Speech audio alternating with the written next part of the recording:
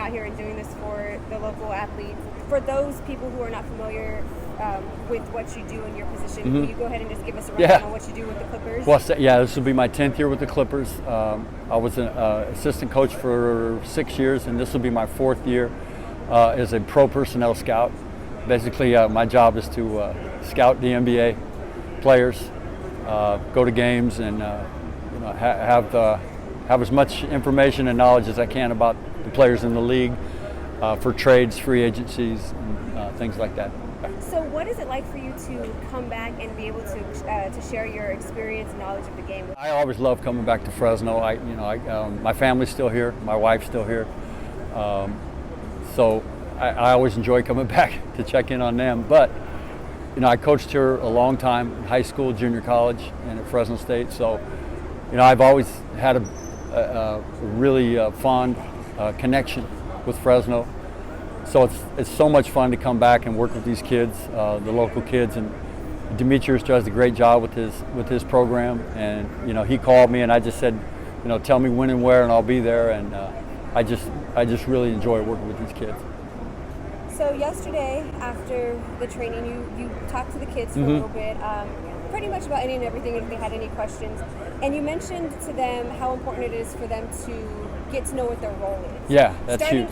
I'm sorry. That's huge, yeah. Starting at a young age, these are middle school to high school kids. Why is it important for them to start knowing that now and understanding that? Okay, it's really important because right now they may not know where they fit in with their team.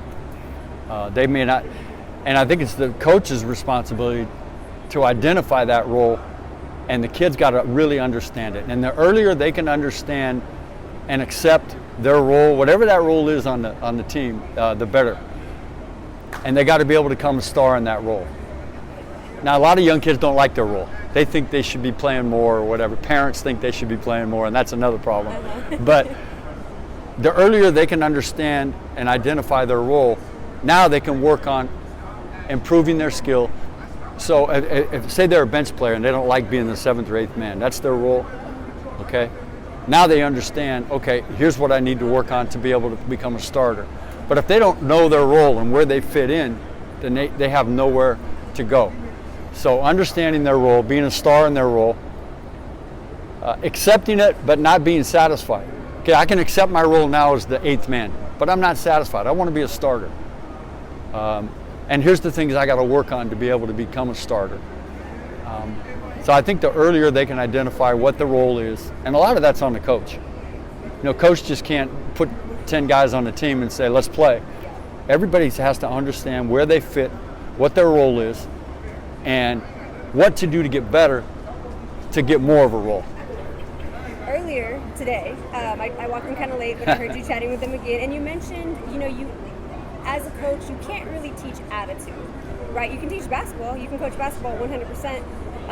How, again, an athlete like this being so young, how do they begin to, I guess, teach themselves how to have a good attitude? That's with young players and young people in general, that's where it starts. I mean, once they walk through the door, we shouldn't have to coach their attitude or their effort. We should just have to focus on basketball. And so I think young kids, when they understand that, look, when you walk through that door, that's the price of admission. Having a positive attitude and giving 100% effort, that's the price of admission. That's non-negotiable. And I think the earlier at an age they can understand that, I think the better they'll be. Now, are they all going to be there? No. There's going to be some of those young guys that come in with a bad attitude. Something that happened that we have no idea went on in their life. Okay?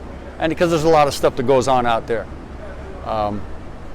But once they come into here, we've got to really get them to understand, you got to forget all that stuff. Once you hit this court, it's 100% effort and attitude, because we're not going to coach that. We're going to coach basketball. And we have that problem with our guys at our level. No, I mean, everybody has tough times. But the more we can harp on it, and the more we can really hit them with that every day, that the price of admission is a good attitude and great effort, then I think we're on our way. Here's I think, a great piece of advice that I've tried to live by for the last 40 years.